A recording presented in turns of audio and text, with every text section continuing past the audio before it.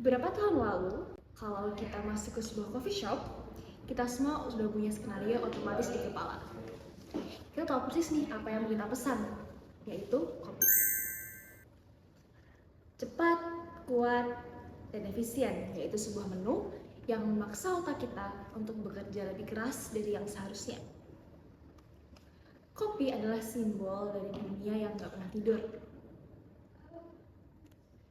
Tapi hari ini pemandangan itu mulai berubah. Di meja-meja kafe, di tangan orang-orang yang sedang bersantai, kita mulai melihat warna hijau yang mencolok, yaitu matcha. Dan ini bukan sekedar tren musiman aja. Bagi Gen Z atau generasi muda, matcha bukan lagi sebuah alternatif yang ada di pojok buku menu tanpa gambar. Dia sudah jadi pilihan utama. Halo, nama saya Mas Ayu. Dan jujur saja, saya bukan orang yang bisa mengikuti skenario kopi itu. Sebagai seorang yang menyuka teh, saya memiliki masalah lambung dan kopi bukanlah sahabat saya. Namun, saya hidup di dunia yang sama dengan kalian, yaitu dunia yang menuntut saya untuk selalu bergerak dengan cepat, mengambil keputusan dalam sekejap, dan menjadi produktif di setiap detiknya.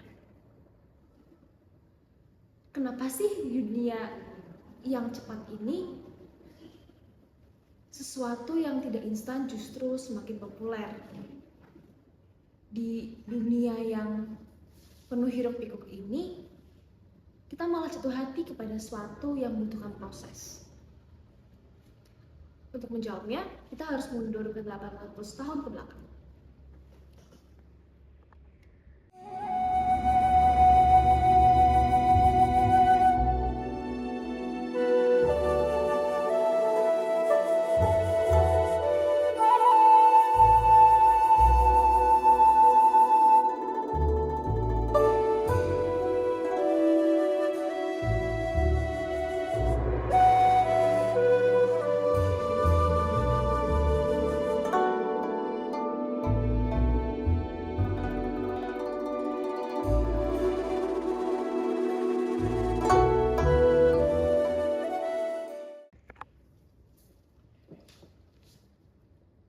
Pada abad ke-12, seorang biksu dari Jepang bernama Eisai melakukan perjalanan jauh ke Cina.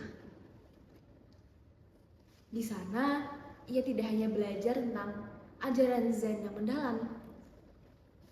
Ia menemukan sebuah rahasia sederhana yang tersimpan dalam sebuah bubuk teh hijau. Tapi yang Eisai lihat bukan sekedar minuman penghilang dahaga aja. Ia melihat para biksu menggunakan teh ini untuk satu tujuan yang sangat spesifik, yaitu meditasi. Matcha membantu mereka untuk tetap waspada, namun tetap tenang. Dalam dunia medis modern ini, kita mengenalnya sebagai efek L-theanine, yaitu calm alertness, awake but grounded. Dari sana lahirlah Chanoyu, yaitu upacara teh Jepang. Kalau kalian melihat upacara teh tradisional pada hari ini, mungkin akan berpikir, kenapa sih lama sekali? Kenapa sih gerakannya harus begitu spesifik? Seolah tiap inci gerakan tangan diatur oleh hukum alam. Karena dalam Zen, setiap gerakan adalah bentuk kesadaran. Cara memegang mangkuk keramik yang kasar, suhu air yang tidak boleh mendidih agar tidak melukai daunnya, hingga ritme pengocokan bambu yang memiliki aturannya. Tidak ada yang terburu-buru karena dalam filosofi Zen, keindahan bukan ada pada hasil akhirnya aja. Keindahan bukan hanya ada pada rasa tehnya di akhir saja. Keindahan itu ada di prosesnya. Dari sana mereka mengajarkan kita konsep Ichigo Ichi, yaitu momen saat ini tidak akan pernah terulang kembali. Itulah latihan hidup yang pertama, yaitu hadir sepenuhnya di momen ini, atau being present, di tengah dunia yang terus menuntut kita untuk memikirkan hari esok. Yuk kita bandingkan dengan kehidupan kita sekarang. Kita hidup di era skip ads. Kalau video YouTube lebih dari 15 detik tanpa poin, kita bosan. Kita scroll TikTok atau scroll Reels lebih dari 10 detik, lalu langsung pindah video lainnya. Kalau aplikasi loading lebih dari 3 detik, kita emosi. Kita terjebak dalam ironi hal-hal yang instan.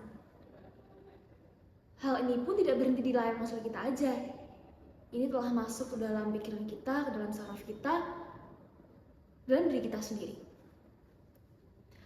Pernah nggak sih kalian merasa anxious atau jantung kalian berdebar hanya karena melihat notifikasi email masuk di jam malam, di jam yang seharusnya kalian sudah istirahat? Atau merasa bersalah hanya karena duduk diam selama 10 menit tanpa melakukan apa-apa? Dunia memaksa kita untuk selalu mengejar deadline, untuk selalu mengejar apapun yang kita kejar saat ini. Kita merasa bahwa kita tidak cepat, kita akan tertinggal. Jika kita tidak segera mengambil keputusan, kita dianggap tidak kompeten. Jika kita tidak berpikir cepat, kita dianggap tidak bisa memilih. Tekanan ini menciptakan emosi yang konstan, yaitu kecemasan. Itu tidak baik loh untuk tubuh kita sendiri, untuk diri kita. Kita menjadi generasi yang selalu merasa kurang cepat, kurang produktif, kurang sukses. Kita kehilangan kemampuan untuk sekedar ada atau sekedar being present karena pikiran kita sudah lari ke tugas berikutnya sebelum tugas ini selesai. Coba deh perhatikan proses pembuatan matcha. Bubuk hijau dituang perlahan ke dalam mangkuk, air panas ditambahkan dengan suhu yang presisi. Tidak boleh mendidih, tidak boleh terlalu dingin. Karena suhu air yang terlalu panas akan merusak rasa dan jiwanya. Sama loh seperti kita, sama seperti manusia. Jika terus dipaksa dalam suhu yang terlalu tinggi, kita akan rusak. Lalu kita whisking menggunakan chasen, gerakan zigzag yang konstan, sampai busa lembut muncul ke permukaan. Proses ini semua yang membutuhkan satu syarat loh, ia butuh waktu. Ia menolak untuk didikte dengan ketergesaan kita. Matcha tidak bisa memerintah kita untuk larut lebih cepat hanya karena sedang terburu-buru. Dalam proses sederhana itu, kita dipaksa untuk melakukan sesuatu yang sangat mewah sekaligus langka di zaman ini, yaitu memperhatikan, the art of noticing. Dan mungkin di titik kecemasan itulah kita mulai melihat gambarannya lebih besar. Mengapa sih Gen Z, generasi muda, generasi yang lahir dengan notabene internet di genggaman, justru menjadi pelapor tren melambat ini? Kita sering melabeli generasi ini sebagai generasi yang cemas ataupun rapuh. Namun saya melihatnya dengan cara yang berbeda. Saya melihat kita sebagai generasi yang berani untuk berkata cukup. Kita adalah generasi yang paling sadar akan pentingnya well-being di tengah dunia yang menuntut kita untuk selalu tampil sempurna. Tampil dengan senyuman di setiap detik kita, setiap langkah kita yang ambil. Tren matcha ini tidak berdiri sendirian. Ia berjalan beriringan dengan kelas yoga yang penuh di pagi hari, studi pilates yang menjamur, dan jurnal-jurnal ataupun buku yang sekarang ada di tas anak-anak muda. Menurut saya ini adalah bentuk pemberontakan diam-diam akan kebutuhan manusia untuk kembali being present. Ini adalah cara kita untuk mengatakan bahwa saya menolak untuk terburu-buru, saya milih untuk melambat, meskipun hanya untuk 1 gelas minuman saja. Di tengah kebisingan dunia digital ini yang memaksa kita untuk mengambil keputusan cepat, matcha menjadi jembatan untuk tubuh yang lelah dengan kesadaran yang ingin pulang. Di dunia yang serba cepat ini, di mana kita dituntut untuk terus melakukan sesuatu dan mengambil keputusan dalam sekejap, kita semua akhirnya sadar. Kita semua menyadari satu hal yang sangat penting, yaitu kita butuh penyeimbang.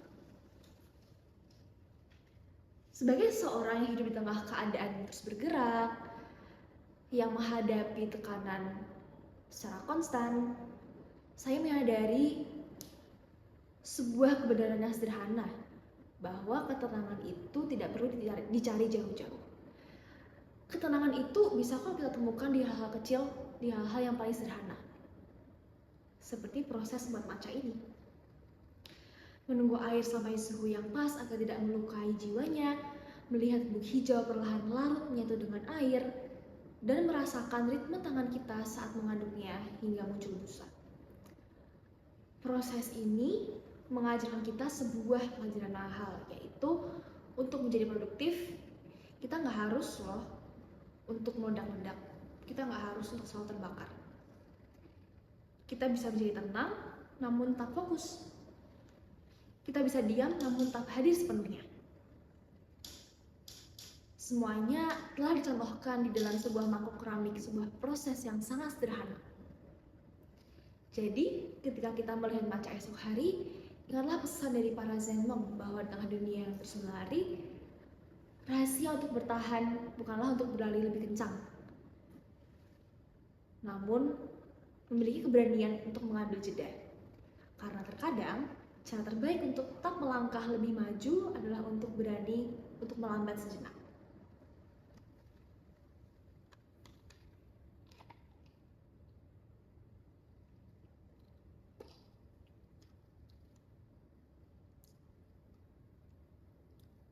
Selamat merayakan jeda, karena hidup bukan tentang siapa yang paling cepat mencapai tujuan, namun siapa yang paling sadar saat menjalaninya.